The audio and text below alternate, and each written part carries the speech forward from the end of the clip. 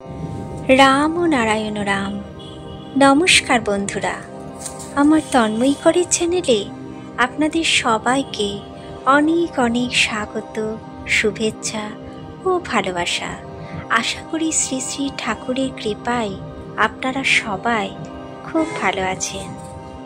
আজও আমি আপনাদের শ্রী শ্রী ঠাকুরের কিছু অমৃত বাণী শোনাতে চলে এসেছি। শ্রী শ্রী ঠাকুরের তত্ত্ব অনুযায়ী সংসারে রোগ শোক ব্যথা বেদনা এগুলি আসে কেন? শ্রী শ্রী ঠাকুর বলেছেন, দুঃখ দারিদ্র্য আঘাত ব্যথা বেদনা এসবের প্রয়োজন আছে, এসব আক্কেল দেবার জন্য নয়।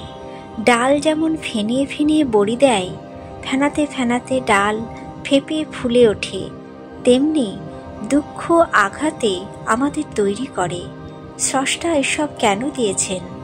জীবনে ফুল ফোটাবার জন্যই এই রোগ শোক আঘাত। কপাল খারাপ হলে কি এগুলো পাই? এগুলো হচ্ছে স্রষ্টার বড় দান। যার কোনো দুঃখ নেই সে কিছুটা অভাগা। বীজ থেকে ফুল তো ফোটে, তাহলে আমাদের মধ্যে তো ফুল ফুটছে। ওই যে একটা দুঃখ হলো, একটা ফুল ফুটলো, শোক হলো, একটা ফুল ফুটলো, কত জ্বালা যন্ত্রণা এসবই তো ফুল ফোটাবার জন্য। রোগ শোক দুঃখ দারিদ্র্য এগুলো হচ্ছে সমাধির মন্ত্র। এই মন্ত্রে দেবতার আবির্ভাব হয়। যেখানে অসার সেখানেই সার। তোমরা আলু পটল কপি বেগুন খাও, স্রষ্টা এগুলো খাওয়ার জন্যই সৃষ্টি করেছেন। আর রোগ শোক দুঃখ আঘাত এগুলোও তো ভগবানের সৃষ্টি, এগুলোও তো খাওয়ারই জিনিস। অন্য সকল জিনিস খাবে আর এগুলো খাবে না, তা কি করে হয়? দুধ মাখন ছানা খাবে আর ঘাত প্রতিঘাত নেবে না, রোগ শোক দুঃখ নিতে চাইবে না, এ তো হতে পারে না। এগুলো তো নেওয়ারই বস্তু। এগুলো যখন এসেছে তখন নিতে হবে। তরি তরকারি মাছ দুধ এগুলোতে যদি শরীরে রক্ত হয়, তবে রোগ শোক আঘাতে কি উপকারটা হতে পারে সেটা খোঁজ করে দেখেছ? দেহপাত্রটা তৈরি হওয়ার জন্যই এই সব ঝঞ্ঝাট। দেখো না, জলের কুঁজো যখন তৈরি করে তখন চাকের মধ্য দিয়ে কেমন ঘুরায়, ঘুরাতে কি সুন্দর কুঁজো তৈরি হয়। ব্যথা না হলে সুপ্রসব হয় না।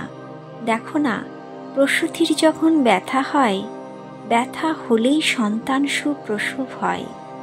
তাই পূর্ণত্বে পৌঁছাবার জন্যই এই সব ব্যথা বেদনা দুঃখ আঘাত। কেন রোগ এলো, কেন দুঃখ এলো, কেন দারিদ্র্য এলো? এগুলো যদি নাই আসতো, পৃথিবীতে যদি তৃপ্তি নিয়ে সবাই বসে থাকতো, তবে তার সুরের সঙ্গে মেশা হতো না। কারণ তাগিদ না থাকলে বুদ্ধি বার হয় না। তাগাদা আসলেই নানা রকম ফন্দি বার হয়।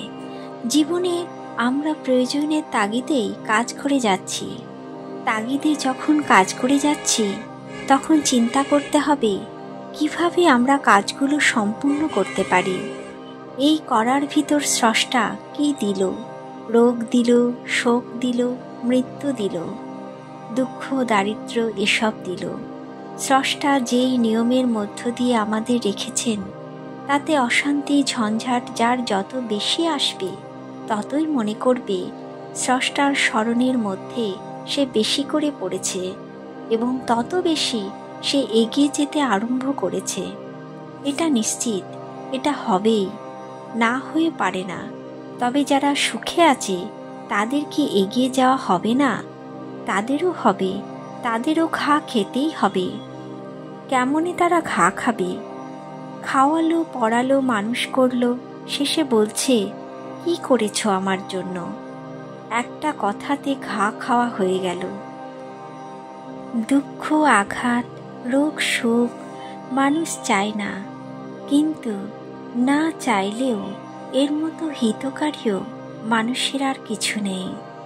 আলোড়ন না হলে গড়ে ওঠে না, মন্থন না হলে মাখন বার হয় না।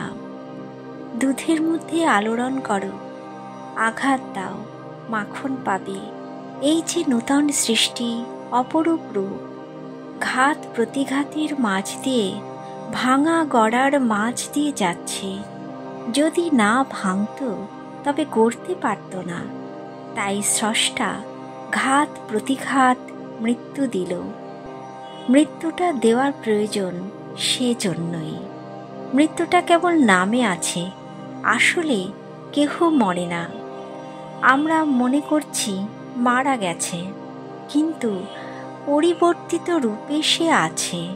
তবে এখানে কি হচ্ছে? থিয়েটারের গ্রিন রুম থেকে একই ব্যক্তি পাগলের পার্ট নিয়ে আসলো, আবার সেই ব্যক্তি বিবেকের পার্ট নিয়ে এলো। এক গ্রিন রুম থেকে কত পার্ট নিল। সেই রকম আমরাও একবার মৃত্যুর পার্ট, একবার শোকের পার্ট, একবার রোগের পার্ট, একবার দুঃখের পার্ট নিচ্ছি।